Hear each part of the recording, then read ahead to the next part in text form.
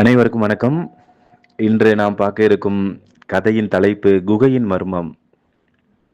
பல நூறு ஆண்டுகளுக்கு முன்பு ஒரு மலை கிராமத்தில் ஒரு விசித்திரமான குகை இருந்தது. அந்த குகையை பற்றி ஒரு வதந்தி இருந்தது. அந்த குகை மனிதர்களிடம் பேசும் என்று மக்கள் கூறுவார்கள். ஒரு நாள் ஆர்வமுள்ள அருண் என்ற சிறுவன் அந்த குகையை பார்க்கச் சென்றான். குகையின் அருகில் நின்று யார் இருக்கிறாய் என்று கத்தினான். உடனே குகையிலிருந்து யார் இருக்கிறாய் என்ற குரல் வந்தது. அருண் பயந்து விட்டான். கோழை என்று கத்தினான். உடனே கோழை என்று திரும்ப வந்தது. பயந்து வீட்டிற்கு ஓடிவிட்டான். தன் தாத்தாவிடம் நடந்ததை கூறினான். தாத்தா சிரித்தார்.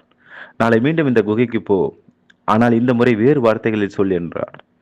மறுநாள் அருண் மீண்டும் குகைக்கு சென்றான். நீ என் நண்பன் என்று கத்தினான். உடனே குகை நீ என் நண்பன் என்று பதிலளித்தது.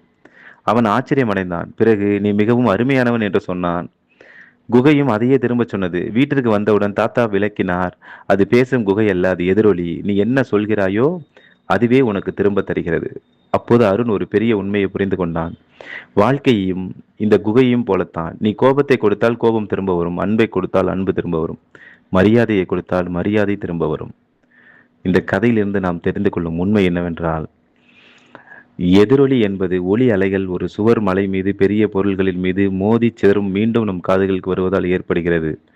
மலைப்பகுதிகளில், பெரிய குகைகள் மற்றும் பள்ளத்தாக்குகளில் எதிரொலி தெளிவாக கேட்கப்படும். சில இடங்களில் எதிரொலி 10 முதல் 15 முறை கூட திரும்ப கேட்கப்படும்.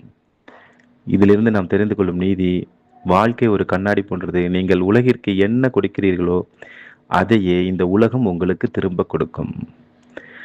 நன்றி, வணக்கம். மீண்டும் ஒரு கதையில் நாளை உங்களை சந்திக்கிறேன்.